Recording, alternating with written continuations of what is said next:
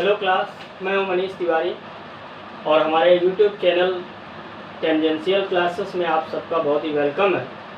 तो आज हम लोग क्लास 11th का मैथ्स का चैप्टर 1 फर्स्ट टॉपिक स्टार्ट करने जा रहे हैं और उस टॉपिक का नाम है सेट।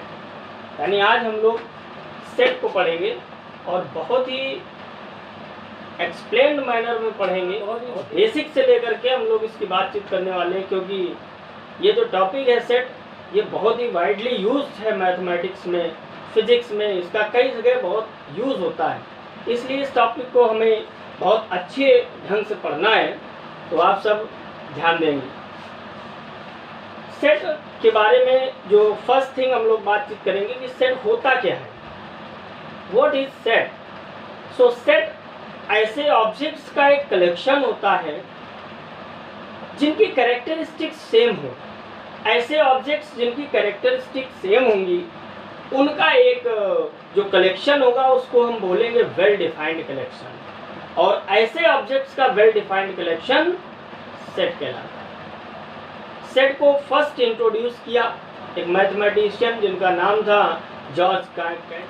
तो उन्होंने सबसे पहले हमें सेट थ्योरी दी, सेट थ्योरी को डेवलप किया, सेट थ्योरी के बारे में बताया। आगे हम लोग, यही हमारी मैथमेटिकल सेट की डेफिनेशन है, that a set is a well defined collection of objects. अब हम लोग बात करेंगे इसके बाद कि कुछ टर्म्स हैं, कुछ टर्मिनोलॉजी है, कुछ नोटेशंस होंगे जो हम लोग इस टॉपिक में बार बार यूज़ करेंगे। तो सबसे पहले हम लोग जो सेट के जो ऑब्जेक्ट्स हैं, उन ऑब्जेक्ट्स को हम एलिमेंट कह सकते हैं। उन ऑब्जेक्ट्स को ऑब्जेक्ट तो बोलते ही हैं, एलिमेंट भी कह सकते हैं या मेंबर भी कह सकते हैं, सेट के मेंबर। ये सारे सिनोनिमस वर्ड्स हैं। अगली बात हम लोग करेंगे, जैसे कोई सेट है तो उस सेट को हम लोग इंग्लिश अल्फाबेट के कैपिटल लेटर्स से डिनोट करते हैं, और जो सेट के एलिमेंट हैं उनको स्मॉल लेटर से डिनोट करते हैं, इंग्लिश के स्मॉल लेटर से, स्मॉल ए स्मॉल बी। दो सिंबल हैं जो सेट में हम लोग बार बार यूज़ करने वाले हैं। इसके बाद या मैंने नोट कर रखा है ताकि आपका टाइम वेस्ट ना हो नोट करने में। आप ये सारे प्रॉपर नोट्स इनको अच्छी तरह से तैयार करिए और इसके बाद प्रॉब्लम्स आपकी बहुत ही आसानी से सॉल्व हो जाएंगी। दो सिंबल्स बिलोंग्स टू और डज नॉट बिलोंग्स टू का हम लोग यूज़ करने वाले हैं। तो फॉर एग्जांपल ये होता है साइलेंट का सिंबल, जिसको हम लोग बिलोंग्स टू कहते हैं। जैसे for example I belongs to Kanpur, मैं कानपुर से बिलोंग करता हूँ। तो कहाँ से हैं हम, कहाँ से रिलेटेड हैं, और अगर हम वहाँ से नहीं बिलोंग कर रहे हैं, कहीं अदर है, तो हम लोग बोलेंगे does not belongs to. Okay, जैसे हमने एक एग्जांपल लेते हैं, वॉवेल्स का एक ऑब्जेक्ट्स का कलेक्शन लिया। ये सारे ऑब्जेक्ट हैं, मेंबर हैं, एलिमेंट हैं, ये इनको बोलते हैं vowels. A E I O you, आप सबको पता होगा। इनका एक सेट लिया और उस सेट को हमने डिनोट किया इंग्लिश के अल्फाबेट।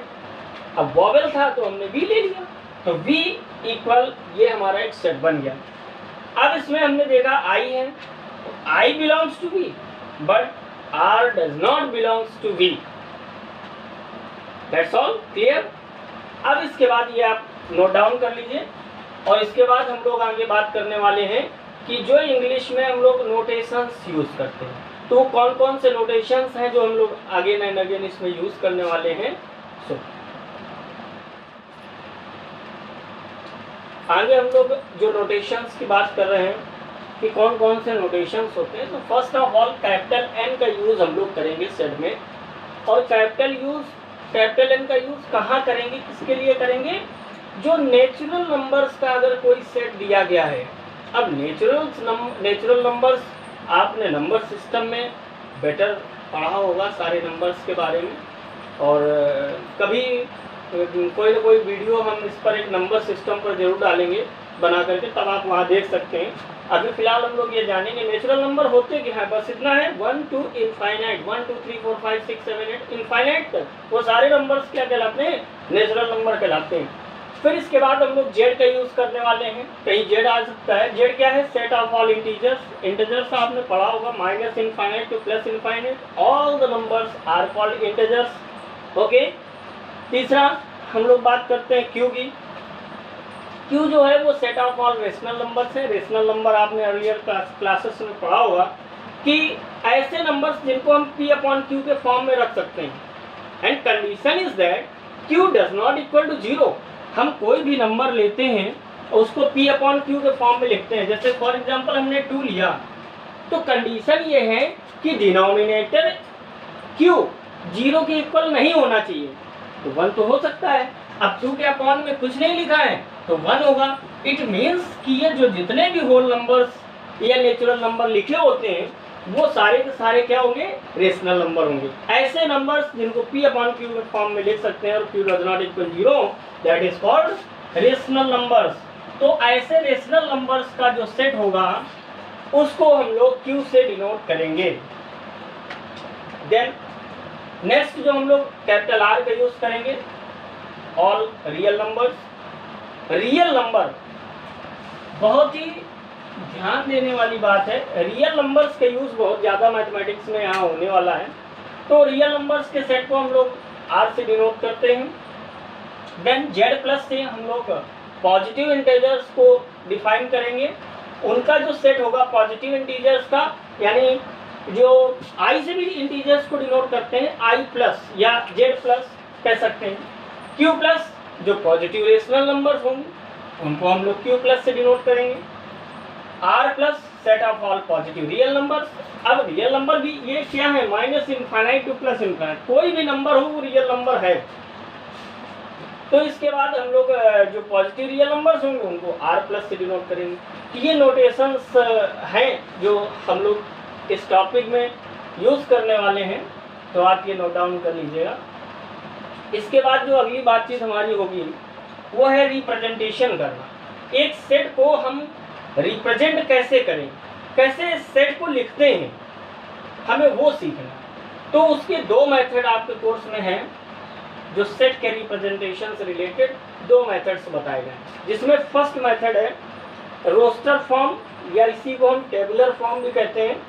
तो रेशनल और टेबुलर फॉर्म, एक एग्जांपल देखते हैं, एग्जांपल के थ्रू हम लोग इसको क्लियर करेंगे।